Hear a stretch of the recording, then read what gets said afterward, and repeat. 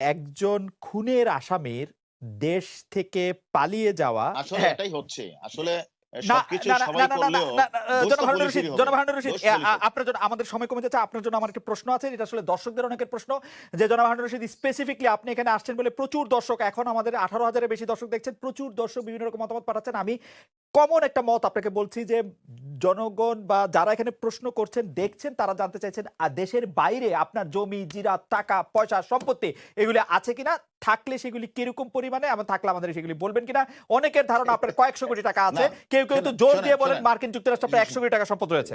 শোনেন, শোনেন। এটা তো আপনি আপনি খুব ভালো বাহিরে থাকেন। আপনি হুম, এটা ভালো বুঝেন। আমি যখন ২০১৮ সালে গাজীপুরের এসপি ছিলাম, হুম, তখন হঠাৎ করে একটা নিউজ আসলো কি যে হারুনের ওয়াইফ মার্কিন যুক্তরাষ্ট্রে ১৫২৩ কোটি টাকা এফবিআই এর হাতে আটক। হুম, তাহলে মার্কিন যুক্তরাষ্ট্রে এফবিআই এর হাতে আটক হলে বাংলাদেশের কনসুলার এম্বাসি থেকে শুরু করে বাংলাদেশের গোয়েন্দা সংস্থা কেউ জানবে না। হুম, শুধুমাত্র ওই লন্ডন ভিত্তিক একটা পত্রিকাই জানবে। হুম, আর আমার আমার বিষয় এটা হলো একটা কথা। আরেকটা বিষয় হচ্ছে সেখানে যদি সে তথ্য তার কারো থেকে থাকে, হুম। তারা স্পেসিফিক তো বলবে যে হারুনের আমেরিকাতে বা লন্ডনে ওই বাড়িটা হারুনের। আজ পর্যন্ত কি বলতে পারছে? কেউ না, আপনি বলতে পারে নাই। আপনি অনেক কিন্তু ওই স্মার্ট যে তাই ওই পারে যে নাই। ধারণা, কিন্তু নাও, আমি তো আমার বিরুদ্ধে বলছে ২০২৩ সালে হুম, ১৮ সালে নির্বাচনের পূর্ব মুহূর্তে যে হুম, হারুনের এত কোটি টাকার সম্পত্তি এফবিআই এর হাতে আটক। এফবিআই এর হাতে আটক, এফবিআই টা কি এটাও জানে না। আর হুম, আটক হলে কি হয়, আমি হারুন বাংলাদেশে তথ্য জানবে না। তাহলে আমি হারুন বাংলাদেশে বিভিন্ন জায়গায় চাকরি করছি। যদি আমেরিকাতে ১০ লক্ষ বাঙালি থাকে, একটা বাঙালি তো বলতে পারতো যে হুম, হারুন এই জায়গায় থাকে, এই বাড়িটা হারুনের। তাই কেউ জানতে পারলো না। এভাবে মন গড়া ভাবে অনেকে অনেক বক্তব্য দেয়। এই যেভাবে মন গড়া ভাবে বলে বেনজির সাহেবের সাথে আমার খুব দ্বন্দ্ব। হুম, যেভাবে বলে যে আমার বিভিন্ন বিষয়গুলিতে যখন আমি যখন দেখেন, আমি একটা কথা বলি আপনাকে বলি, আপনার সাথে আমার কথা হুম, হয়েছে হুম, কিছুদিন আগে যে আমি হল্যান্ডে গেলাম। এই হুম, কথাটা একটু কাইন্ডলি শুনেন আপনি। কিছুদিন আগে হল্যান্ডে গেলাম। হল্যান্ড থেকে আমি কিন্তু জার্মানে বার্লিনে গেলাম। হুম, কত তারিখ? সেখানে ২০ তারিখ গেলাম, ২১ তারিখ আমি বার্লিনে গেলাম। সেখানে ১৯ তারিখে নিউজ আসলো যে হারুন মার্কিন যুক্তরাষ্ট্রের সম্পত্তি পাহারা দিচ্ছে। এটা আপনি তো সাক্ষী যে হুম, আমি আমি ১৯, ২০, ২১ কোথায় ছিলাম। রাইট। তাহলে এই যে মিডিয়াতে একটা পেজে লেখলো আমি মার্কিন যুক্তরাষ্ট্রে পাহারা দিচ্ছি, এটা কি মিথ্যা না? যে না, এইভাবে মন গড়া গল্প বলছে না? তো এই মন ওকে, গড়া ফাইন, গল্প বললেই তো ফাইন, হবে না। Fine, fine, fine, fine. আপনার বিদেশে কোনো টাকা আছে কিনা? সৌদি আরব, মালয়েশিয়া, আমেরিকা, ইউরোপ? আমার টাকা আমার টাকা যদি থাকেই, তা হুম, আমি তো বলবোই আমার টাকা নাই। ওকে। আওয়ামী লীগ ক্ষমতা থেকে চলে গেলে আপনাকে দেশ থেকে চলে যেতে হবে কিনা? বা দেশ থেকে আপনি চলে যাবেন কেন কিনা? আমি আমি আমি আমি বাংলাদেশের একজন পুলিশ কর্মকর্তা। আমি হুম, যোগ্যতার ভিত্তিতে বিসিএস পরীক্ষা দিয়ে পুলিশে এসেছি। হুম, আমি হুম, এই যাবৎ ফলে যতগুলি আমি আমি আমার চাকরিকালীন সময়ে হুম, আমি হুম, কখনো কোনো বিষয়ে আমি আমার আইনকে প্রাধান্য দিয়েছি। আমার সিআরপিসি, হুম, পিআরবি কে প্রাধান্য দিয়ে কাজ করেছি। আমি হুম, সাধারণ মানুষের পাশে থেকে কাজ করছি। আমাকে চলে যেতে হবে কেন? আমি হুম, আমার সঠিক কাজটাই করছি। সঠিক কাজটা করতে গিয়ে আমি সকলের মন জয় করতে পারি না। হয়তোবা। হুম। সে কারণে কেউ আমার প্রতি মনোক্ষুণ্ণ থাকতে পারে। বাট হুম। আমি কিন্তু আমার সঠিক কাজটাই করছি এবং মানুষকে প্রতিদিন আমি সেবা দিচ্ছি। আমি আজকে এই লাস্ট প্রশ্ন, যাবৎকালে ঢাকা লাস্ট শহরে প্রশ্ন, যত লাস্ট প্রশ্ন। আমরা, মানে আমি বলে না, বাংলাদেশের মানুষ, কামাল ভাই সাক্ষী দিবেন যে বাংলাদেশের মানুষ আপনি যখন এএসপি তখন থেকে আপনাকে সবাই জানেন, সবাই চেনেন, সবাই অনেক ক্ষমতাধর মনে করেন। বাংলাদেশে অনেক এসপি আছেন, আপনার ব্যাচেই হয়তো ৩০০ জন ছিলেন। ৩০০ জনের মধ্যে ২০০ জন এসপি হয়েছেন। তারপরও আরো অনেকে এই ডিআইজি হয়েছেন। আপনার নামটা আমরা সবচেয়ে বেশি শুনেছি কিনা? কামাল ভাই, আপনার কাছে কি মনে হয়? মানে আমি কি না শুধু আমার ব্যাচের, এর এর হ্যাঁ, কি এই কারণ? কথাটা মানে আ আপনি এ সবচেয়ে এ সবচেয়ে পরিচিত, মানে আপনি পুলিশের মধ্যে লিওনেল মেসি, এর কারণ কি? আ এই কারণটা হচ্ছে যে এটা And there একটা is no একটা কথা Ronaldo আপনি মনে even. না, না আপনি আপনি একটা কথা, সবাই তো খালেদ মহিউদ্দিন হয় না। সবাই তো মাসুদ কামাল হয় না। সবাই হয় মাসুদ কামাল, সবাই খালেদ হুম, মহিউদ্দিন হয় না। তা আমি হারুন আজকে হুম, ২০০১ সাল থেকে আপনি যেটা হুম, বলেছেন, আমি হুম, কেন আলোচনায় আসি। আমি ২০০১ সালে চাকরি করতে আসলাম। হুম, আসার পরে আমি আমি আমি আমি হয়তো আমার ব্যক্তি জীবনে আপনি জানেন, আমি হুম, ছাত্র জীবনে সবাই কোনো না কোনো দল করতেই পারে। আমি একটা দলের সাথে সম্পৃক্ত ছিলাম। কিন্তু যখন আমি চাকরিতে আসলাম, আসার পরে আমার চাকরি থেকে আমাকে বিদায় করে দেওয়া হলো। আমার কি হুম, অপরাধ ছিল? আমি তো চাকরিটাই করতে পারলাম না। আমি ২০০৮ সালে আবার চাকরিতে আসার পরে আমি ঢাকা শহরে যতগুলি গুরুত্বপূর্ণ ঘটনা আছে, প্রত্যেকটি ঘটনার সাথে কোনো না কোনোভাবে আমি কাজ করেছি। হুম, কাজ হুম, করার কারণে আমি বিভিন্ন জায়গায় আমি আমার অবস্থান পরিষ্কার করেছি। মানুষ, আমি সাধারণ মানুষ, আমি খেতে খাওয়া মানুষ। আমার বাড়ি হলো গ্রামে। আমি হাওর থেকে এসেছি। যেহেতু হুম। হাওর থেকে এসেছি, আমি হাওরের জীবনযাত্রার সময় অবগত আছে। আমি ওকে। প্রত্যেকটা গরিব মানুষ থেকে শুরু করে সকলের সাথে আমি মিশি এবং আমি আমার কথাগুলি পরিষ্কারভাবে কথা বলি। যার কারণে যত বড় ঘটনা ঘটে, প্রত্যেকটি ঘটনার সাথে আমি আমি সম্পৃক্ত হই এবং আমি কাজ করার চেষ্টা করি। সে কাজটা করতে গিয়ে আমি অনেকেরই উপকার করেছি, আবার অনেক সময় কারো উপকার করতে গিয়ে আবার কারো ক্ষতিও হয়েছে, এবং এমনও আছে 30 বছর 40 বছরের ঘটনা যেগুলো নিষ্পত্তি হচ্ছে না, আমি সেই ঘটনাগুলো নিষ্পত্তি করার চেষ্টা করেছি। এমন সাবরিনা থেকে শুরু করে এমন শত শত ঘটনা আছে না যে আপনাকে ঘটনাগুলি আমি না কাজ আপনাকে করতে গিয়ে আমি সেই কাজগুলি করেছি, এবং করার কারণে সকল মানুষ আমার পক্ষে তো থাকবে না। তাহলে যে কাজ করে না তার কোনো শত্রু নেই। আমি মনে করি পুলিশে অনেকে কাজ করে, পুলিশে না না যারাই কাজ না, করেছে আমি আমি তাদের আমি বিরুদ্ধে। আমি আমি শুধু একটা মানে আপনি কি বলতে চান যে মানে মানে বলতে চান মানে এটা কেমন কথা হলো? আপনার ব্যাচের মধ্যে আপনি শুধু কাজ করছেন বা বেশি কাজ করছেন? এটা অনেকে আছে ইন্ট্রোভার্ট, অনেকে এক্সট্রোভার্ট। আমি হয়তো কাজ করি, কাজ করার ওকে। অনেকের সাথে আমি মিশি। আমা আরেকটু শেষ করি আমি জি, শেষ করি আরেকটু। জি। আমি কাজ করি শুধু না। আমি একদিকে আমি পুলিশ সার্ভিসের জেনারেল সেক্রেটারি ছিলাম। আমি হ্যাঁ। আমার জেলার প্রেসিডেন্ট ছিলাম অনেকদিন হুম, যাবৎ। হুম, এখনো আমি 6 জেলার সেক্রেটারি দায়িত্ব পালন করছি। হুম। বিভিন্ন সামাজিক অনুষ্ঠানে আমি যোগদান করি। আপনি কি আ বর্তমান মহামান্য রাষ্ট্রপতির লোক? আপনি ভালো কথা বলেছেন। আপনি একটা ভালো কথা বলেছেন। জি, মহামান্য যে বর্তমান রাষ্ট্রপতি, জি। উনার বাড়ি হলো আমার গ্রামের পাশের গ্রাম। ওকে। উনাকে আমরা বারবার ভোট দিয়ে নির্বাচিত করি। হুম, উনি পাশে একজন এমপি। উনি হুম, আমার কাছে রাষ্ট্রপতি না। উনি আমার কাছে আমার একজন প্রতিবেশী। উনি হুম, আমার কাছে একজন এমপি। উনি হুম, আমার কাছে আমার অভিভাবক। সে অভিভাবক হিসাবে উনি আমাদেরকে চিনে। এই হুম। চিনাটা তো কোনো অপরাধ না। উনি রাইট। আমাকে চিনে, আমাদেরকে হুম, এলাকার উনার একজন ভোটার হিসাবে উনি আমাকে চিনেন। হুম, আমাদের বাড়িঘরের সবাইকে চিনেন। সেই হিসাবে যেটুকু যদি একটা রাষ্ট্রপতির বাড়ি যদি রাজশাহী হতো, একটা হুম, রাষ্ট্রপতির বাড়ি যদি সিলেট হতো, সেটা আমার সাথে তো অয়েল কানেকশন হতো না। যেহেতু হুম। উনার বাড়ি আমার পাশের গ্রাম, এখন উনি একজন বাংলাদেশের মহামান্য রাষ্ট্রপতি। উনি রাষ্ট্রপতি তো পরে হয়েছেন। কিন্তু উনার সাথে আমরা সবসময় ওকে, এমপি নির্বাচন শুরু করে সবসময় ছিলাম। সেই কারণে ওকে। উনি আমাদের ভালো আমা জানেন, আমা ভালো আমার চিনেন। মনে হয় যে আমরা জনাব হারুনুর রশিদকে অনেক ধন্যবাদ দিতে পারি। এই মুহূর্তে ১০,০০০ এর বেশি লোকজন আমাদেরকে দেখছেন। তো তাদের মধ্যে মানে আমি তো আপনাদের কথা শুনতে একটু মন্তব্য দেখছি। অনেকেই এই মন্তব্য করছেন। আ আ জনাব হারুনুর রশিদ আর আমি একই সঙ্গে বিশ্ববিদ্যালয়ে পড়েছি। আমরা একই সঙ্গে কিছুদিন সরকারি চাকরি করেছি। আমি ফিরে এসেছি। সুতরাং হারুনুর রশিদ আমার এক ধরনের বন্ধুও বটেন। সেই জায়গা থেকে আমি আসলে স্বাধীনতা নিয়ে জনাব মোহাম্মদ হারুনুর রশিদ আপনাকে এই প্রশ্নটি আমি করতেই চাই। সাবেক পুলিশ প্রধান জনাব বেনজির আহমেদের সাথে আপনার পার্সোনাল দ্বন্দ্বের কথা পাবলিক পারসেপশনে এসেছে।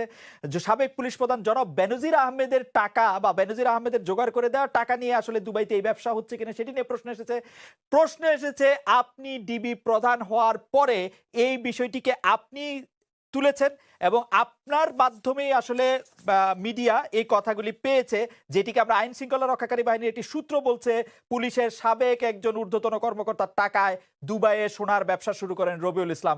আপনি যদি মানে কামাল ভাই প্রশ্নটি তুলেছেন, আমি আসলে একটু পরিষ্কার করে বললাম, আসলে আপনি যদি একটু বলেন কামাল আমাদেরকে। ভাই কামাল ভাই যে কথাগুলি বলেছেন, তো সে একটা বলতেছেন যে ধারণাগত কথা বলেছেন। আসলে কারোর সম্পর্কে বলতে গেলে একটা পারফেক্ট একটা একটা পরিপূর্ণ একটা তত্ত্ব নিয়ে বললে ভালো হতো। আরেকটা কথা আপনাকে পরিষ্কার বলি, আমাদের যে কথাটি আপনি এখন প্রশ্নটা করেছেন, আমি একটা ক্ষুদ্র মানুষ। আমি যখন ডিসি তেজগাঁ এসপি, হুম, তখন বেনজির সাহেব হলো ইন্সপেক্টর জেনারেল অফ পুলিশ।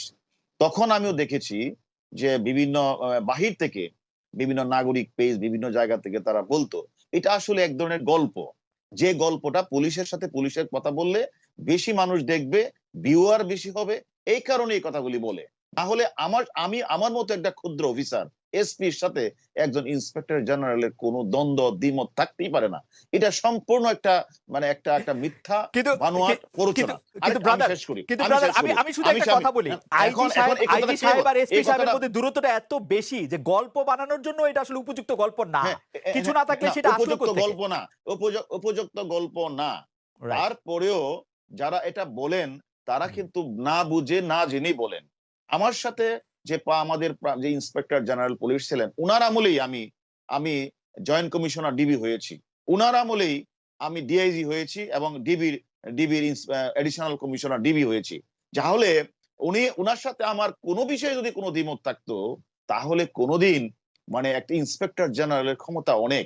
আপনি জানেন সেখানে আমি এতগুলি আমি এত মানে মানে পদোন্নতি পেতাম না।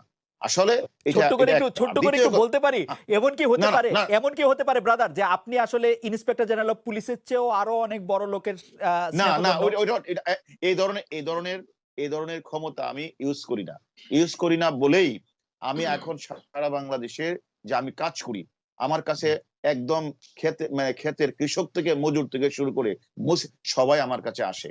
আমি সকলের সাথেই কথা বলি এবং আপনি যেখানেই যাবেন ঢাকা হুম, শহরে আমি আমাদের যদি স্বরাষ্ট্রমন্ত্রী মহোদয়ের সাথে কথা বলেন, যেখানেই বলেন সেখানে মানুষ বলে এবং আমার এই কাজটা ডিবিকে দেন, হারুনকে দেন, অর্থাৎ আমরা একটা আস্থার জায়গায় পরিণত হয়েছে ডিবি। আমরা সেই কারণে আমরা কাজগুলি করি।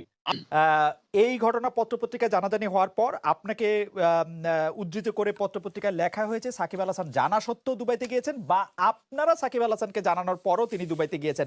আপনারা সাকিব আল হাসানকে কিভাবে জানিয়েছেন যে এইখানে যায়েন না? এটা মানে মানে এটা এটা কিরকম আমাদের যদি আমরা আমরা বিভিন্ন সূত্রের মাধ্যমে তাকে জানিয়েছি, সে বিষয়টা জেনেছেন। পাশাপাশি আপনি বলেছেন 3 দিন যাবত সারা বাংলাদেশের ফেসবুক, টুইটার থেকে শুরু করে ইউটিউব থেকে শুরু করে তোলপাড়।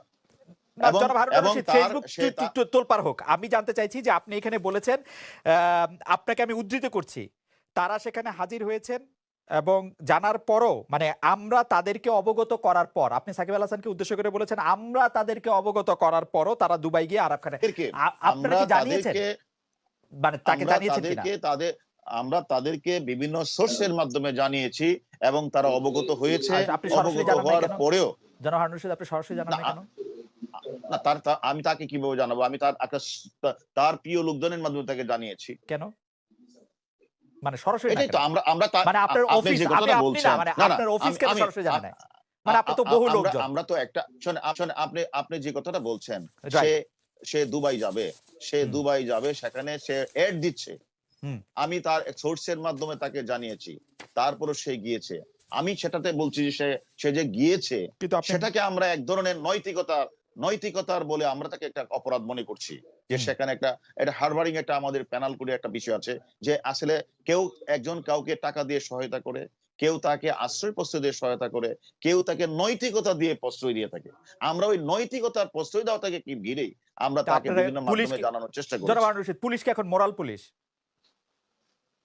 হ্যাঁ, আমি তো মনে করি বাংলাদেশ পুলিশ এখন অনেক নৈতিকতা পুলিশের দিকে যাচ্ছে বাংলাদেশ। আপনি পিআরবির কোন জায়গা থেকে আপনি নৈতিকতা মানুষকে, আপনি যেমন আপনি জানেন, শুনেন আমি আপনাকে বলি, আমাদের পেনাল কোডের একটি সুস্পষ্ট ধারা আছে, হারবারিং মানে আশ্রয় প্রশ্রয় দেওয়া একটা ধারা আছে সেখানে। এটাকে আমরা মনে করি যে এটা এক ধরনের হারবারিং। সে একটা লোক, আপনি বাংলাদেশ থেকে শুধু পুলিশ অফিসার না, সে একটা বাংলাদেশের নাগরিককে সে হত্যা করেছে।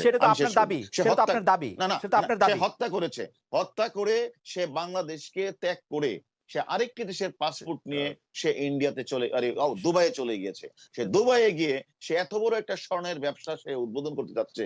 সেখানে আমাদের বাংলাদেশের লক্ষ লক্ষ মানুষের অত্যন্ত প্রিয় লোক হলো সাকিব আল হাসান।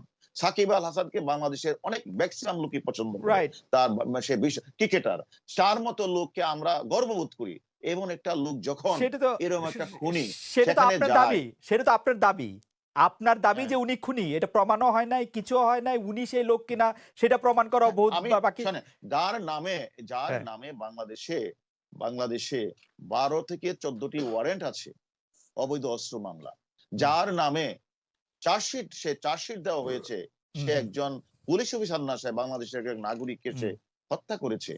তারপরেও যদি কেউ বলে যে এটা সে সুস্পষ্টভাবে সে খুনি কিনা সে জানে না, তাহলে এটা তো অনাকাঙ্ক্ষিত না।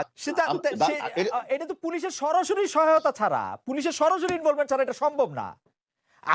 আমি চাকরি না করলেও একটু আমি বুঝি এর পুলিশ ইনভলভ না থাকলে এটা সম্ভব না, ইম্পসিবল। না, এটা যে কথাটা বলছেন পুলিশের ইনভলভ, এখন কেউ কোনো ব্যক্তি যখন বর্ডার দিয়ে চলে যায় সেখানে শুধু পুলিশের দায়িত্ব তো শুধু পড়ে না যে তাকে আটকানো, কে কোন দিকটা চলে যাচ্ছে, তাই না? আমরা কিছুদিন আগে যেটা দেখলাম যে শিবপুরে একটা মার্ডার হয়েছে, সেখানে সে কসবা দিয়ে পালিয়ে, সে যে 1 নম্বর আসামি সে শিবপুর দিয়ে চলে গেছে। তাহলে হ্যাঁ, আপনি বর্ডার সাইডে দিয়ে চলে যাচ্ছে, সেখানে সেই জায়গাটাতে হ্যাঁ আমাদের অনেক সংস্থারই দুর্বলতা রয়েছে, চলে যাচ্ছে। পুলিশের একটা ওসি মাইরা ফেলছে, উনি পুলিশের একটা ওসি মাইরা ফেলার আসামি, উনি বাংলাদেশে ঢুকতেছেন, ইমিগ্রেশনের মধ্যে উনার কোনো ছবিও নাই, উনার কোনো থামস নাই, কিচ্ছু নাই, উনাকে দেখে কেউ কোনোদিন চিনতে পারতেছে না। কোন জায়গায় বাংলাদেশের ঢুকার পয়েন্টগুলিতে জিজ্ঞেস করা হয়েছে যে এইখানে তার চেহারার ছবি লাগানো হয়েছে কিনা? নো। না, এখন একটা মানুষ যখন ইন্ডিয়ান পাসপোর্ট নিয়ে ফেলে তখন আসলে তাকে ইন্ডিয়ান পাসপোর্ট দেখার পরেই আসলে সেভাবে তাকে আসলে সেবার আমাদের বাংলাদেশের অপরাধীদের ইন্ডিয়ান পাসপোর্টটা প্রথম না তো, বাংলাদেশিরা যে ইন্ডিয়ান পাসপোর্ট নেয় হারুন ভাই, আমরা যখন ছাত্র তখন থেকে নিত, আমরা যখন ছাত্র হই হ্যাঁ তখন নিচ্ছে, থেকে নিত। আমি তো এটাই বলছি, যখন নিয়ে নিচ্ছে আমাদের দেশে কিন্তু এই আপনার একটা ধরনের ক্রিমিনালের প্রযুক্তিগত এখন একটা ক্রিমিনালের একটা মার্কশট থাকবে না আপনার বন্দরগুলিতে? হ্যাঁ এখন এখন করা হচ্ছে, এখন সব জায়গায় করা হচ্ছে। তখনও তো কম ছিল, এখন করা হচ্ছে। এবং আমরা কিন্তু এখন কিন্তু দেখেন আমাদের টিপু হত্যা মামলা কিছুদিন আগে আপনি দেখেছেন, জি। যখন যে মার্ডারটি হয়েছে টিপু হত্যা, মতিঝিলের ঘটনা, আমরা কিন্তু সেখানে লক্ষ্য করেছেন আমরা ওমান থেকেও একজন আসামিকে নিয়ে আসছি, ইন্ডিয়া থেকে আসামি নিয়ে আসছি। আমরা কিন্তু এখন প্রযুক্তিগত দিক দিয়ে কিন্তু আমরা এখন মানে যে কোনো ঘটনায় ঘটছে আমাদের সেই আচ্ছা ঘটনা কিন্তু যে ক্লু আমরা কিন্তু বের করার চেষ্টা করছি এবং আমরা পারছি এখন। আচ্ছা, একটু পুরনো কথা জিজ্ঞেস করি যে আরাফ খানকে, যেহেতু উনি এখন ভারতীয় নাগরিক বলে নিজেদের দাবি করছেন, আপনারা কি আপনাদের ইন্ডিয়ান কাউন্টার পার্টের সাথে কোনো রকম কোনো যোগাযোগ করেছেন কিনা এবং হ্যাঁ ইন্ডিয়াকে সাহায্য আমরা করতে, আমরা অলরেডি এবং সেইখানে কি আমরা বলা অলরেডি হয়েছে আসলে? আমরা আমরা অলরেডি ইন্ডিয়ান পার্টির সাথে কথা বলেছি। আমরা অলরেডি আমাদের বাংলাদেশে এর যে অ্যাম্বাসেডর তার সাথে আমি নিজে দেখা করেছি এবং ইন্ডিয়ার প্রতিনিধি বাংলাদেশে যারা তাদের সাথে কথা বলেছি। আমরা আমাদের তথ্যগুলি যেগুলি আছে সেগুলি আমরা বাংলাদেশের তাদের দিয়েছি। এবং ইউএ অ্যাম্বাসেডর কি এখন ঢাকায়, না আপনি দুবাই গিয়েছিলেন? না, বাংলাদেশি অ্যাম্বাসেডর যেটা বাংলাদেশি দুবাই দুবাইয়ের অ্যাম্বাসেডর যে বাংলাদেশে আছে ওকে ওকে ওকে, আচ্ছা তার আচ্ছা, সাথে sorry, তার সাথে আমি আচ্ছা দেখা করেছি। আচ্ছা আচ্ছা। এবং ইন্ডিয়ান কাউন্টার পার্টদের সাথে আপনি কথা বলেছেন, ইন্ডিয়ানরা কি জানিয়েছেন হ্যাঁ বা মানে হ্যাঁ আমি নিজেদেরকে জানিয়েছি, তাদের তথ্য দিয়েছি, তারা বিষয়টা দেখছেন এবং সবাই দেখছেন বিষয়টা, জানাজানি হওয়ার পর সবাই দেখছেন। কিন্তু আমরা আমাদের কাজটা করছি এবং আচ্ছা। ইন্টারপোলকে আমরা অবহিত করেছি। আরেকটা জিনিস হচ্ছে যে আহ, আহ, কামাল ভাই আরেকটি প্রসঙ্গ এটার মধ্যে তুলেছিলেন যে অভিযোগ কিভাবে দেওয়া হবে। আপনি বলেছেন যে এটা আসলে নানা ধরনের সংস্থা এখানে আছে, তাদের এখানের মধ্যে দায়িত্বের মধ্যে এটি আছে। আমরা একটি সরল প্রশ্ন, দর্শকদের মধ্যে অনেকেই প্রশ্ন করছেন যে আমরা এখন প্রায়ই দেখছি দুবাইয়ের একটি নতুন নীতিমালা বা আইনের আলোকে বাংলাদেশ থেকে বহু লোক সেইখানে বড় হলে স্বর্ণের ব্যবসা, ছোট হলে রেস্টুরেন্ট ব্যবসা, মাঝারি হচ্ছে কি রিয়েল এস্টেটের ব্যবসা, সেগুলি করার জন্য আসলে টাকা নিয়ে যাচ্ছেন, অ্যাপার্টমেন্ট ব্যবসা। সেগুলির ক্ষেত্রে আপনারা কি করছেন সেটা দর্শকরা অনেকে জানতে চাইছেন। কামাল ভাইয়ের কথার সূত্র ধরে আমি দর্শকদের না আমরা তো এটা তো আমি বলছি আপনাকে, আমাদের এটা দায়িত্বটা তো আমাদের সকলেরই। আমাদের পার্ট থেকে তো আমরা যতটুকু তথ্য পাচ্ছি, তথ্যপত্র সংগ্রহ করছি, আমাদের খোঁজ খবর নিচ্ছি এবং আমরা বিভিন্ন সময় আপনারা লক্ষ্য করেছেন আমরা বিভিন্ন জায়গায় অভিযানও পরিচালনা করি। হুন্ডি টাকার বিরুদ্ধে কোনো অভিযান হলে সেটাও আমরা অভিযান করি। আমরা বিষয়গুলি আমাদের পার্ট থেকে যতটুকু সম্ভব এতটুকু আমরা দেখছি। এছাড়া আমি মনে করি যে একটা বিশাল বড় বিষয়, বিশাল এটাকে এই যে আপনি যে কথাটা বলছেন যে মালয়েশিয়া টাকা নিয়ে যাচ্ছে, তারপর দুবাই টাকা নিয়ে যাচ্ছে, আমেরিকাতে টাকা নিয়ে যাচ্ছে, বিভিন্ন এই যে এটা আসলে সামগ্রিকভাবে দেশের আমরা মনে করি সবাইকে এগিয়ে আসতে হবে বিষয়টার জন্য। না হলে আস্তে আস্তে তো তারা মনে করেছে এটা কোনো বিষয় না। না সবাই এই যে দুবাই টাকা নিয়ে আমরা নিজেরাও তো দেখি, আমরা নিজেরা যখন যাই সেখানে গিয়ে দেখি যে আমাদের বহু বড় বড় ব্যবসায়ীরা সেখানে অ্যাপার্টমেন্ট ব্যবসা করছেন, হোটেল ব্যবসা করছেন, আমরা দেখি। আমরা সবাই আগে আসলেও হবে না, আপনারা যদি পেছনে থাকেন, আপনারা যদি সামনে থাকেন, আমরা আগে আসতে সেটাতে কোনো অসুবিধা নাই। অবশ্যই আপনাদের যে কোনো সহযোগিতায় বাংলাদেশ পুলিশ কিন্তু আগিয়ে আসছে। আপনারা আমাদের যে কোনো তথ্য দেন এবং এটাও আপনাকে গ্যারান্টি দিচ্ছি, যদি কোনো পুলিশ কর্মকর্তা এই আরাফ খানের পিছনে থেকে থাকে, অবসরপ্রাপ্ত কর্মকর্তার নাম যদি আপনাদের কাছে কোনো তথ্য প্রমাণ থাকে, সেটাও আমরা ইনশাআল্লাহ তথ্য বের করবো। সে নামটা আমাদের